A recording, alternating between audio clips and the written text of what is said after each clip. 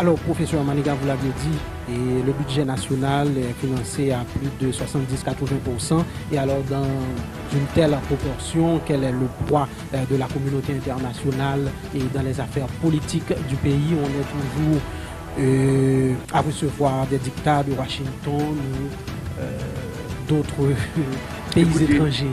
Écoutez, je vais vous surprendre. L'étranger n'a même pas besoin de donner un diktat au gouvernement actuel, à notre dirigeant actuel.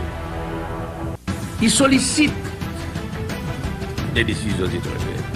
Ils attendent de l'étranger les moyens de solution des problèmes nationaux. Comprenez bien, vous avez affaire, ce n'est pas seulement une démission, et ce n'est pas seulement, comme on dit, un sous-sous, non, ça va beaucoup plus loin. Il y a une volonté d'être esclave. Une volonté d'être esclave. On vous convoque à une ambassade, le président de la République va à une ambassade recevoir des injonctions.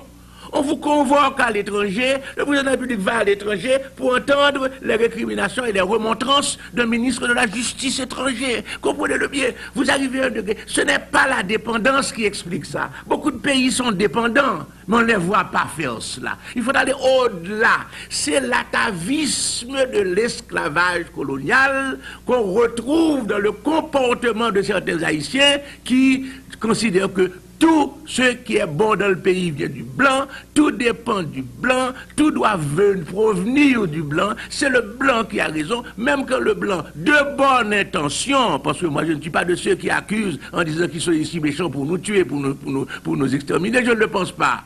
Mais je dis ceci, même avec leurs bonnes intentions, il y a des réalités du pays auxquels ils doivent être introduits avant de pouvoir faire les choses correctement.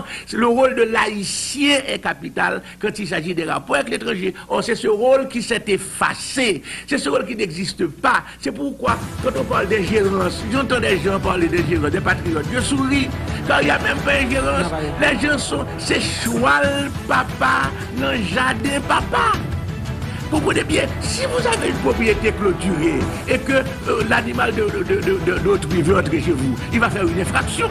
Mais si on n'a pas de communauté clôturée, il n'y a rien, l'animal tout naturellement entre en pâturage sur le terrain vide qu'il constate. C'est ce que nous avons aujourd'hui. Nous avons une absence de sens collectif, une absence de sens de l'intérêt national. Donc ne venons pas nous plaindre après des étrangères. Mettez de l'ordre d'abord chez vous, faites votre clôture, mettez vos principes, affirmez votre droit de propriété, même si ce droit de propriété doit être asservi à des conditions.